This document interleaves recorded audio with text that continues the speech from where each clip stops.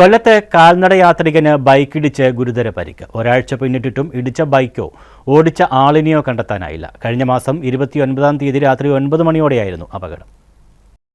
ചാത്തന്നൂർ ഇത്തിക്കര വയലിൽ പുത്തൻ വീട്ടിൽ 48 വയസ്സുള്ള അൻസർ റഹീമിനെയാണ് ബൈക്കിടിച്ചത്. കഴിഞ്ഞ മാസം 29-ാം തീയതി രാത്രി 9 മണിയോടെയായിരുന്നു അപകടം.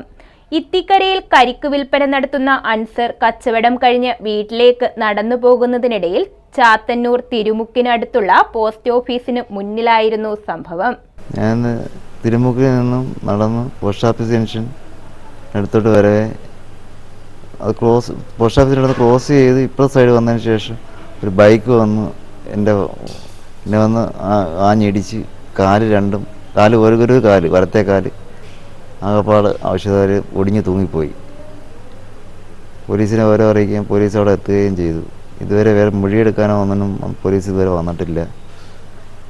തിരുവനന്തപുരം മെഡിക്കൽ കോളേജിൽ 6 ദിവസം കൊണ്ട് അവിടെ അഡ്മിറ്റായിരുന്നു. കാലിൽ ഫുൾ കമ്പി ഇട്ടിരിക്കുക. സർജറി കഴിഞ്ഞ് ഇപ്പം നെടുങ്ങോല ഹോസ്പിറ്റലിൽ അഡ്മിറ്റായി കിടക്കുകയാണ്. റോഡ് മുറിച്ചു കടക്കുന്നതിനിടയിൽ അമിത വേഗത്തിലെത്തിയ ബൈക്ക് ഇയാളെ ഇടിച്ചു തെറിപ്പിച്ച ശേഷം നിർത്താതെ പോയി.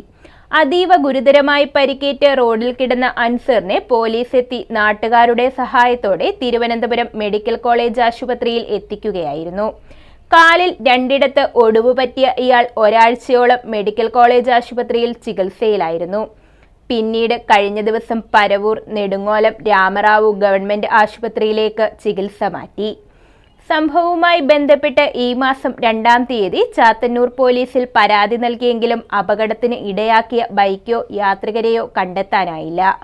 പോലീസ് അന്വേഷണം ഊർജിതമാക്കി ബൈക്ക് കണ്ടെത്തി വേണ്ട നിയമ നടപടികൾ സ്വീകരിക്കണമെന്നാണ് അൻസർ റഹീമിന്റെ ആവശ്യം. ന്യൂസ് ബ്യൂറോ, കൊല്ലം.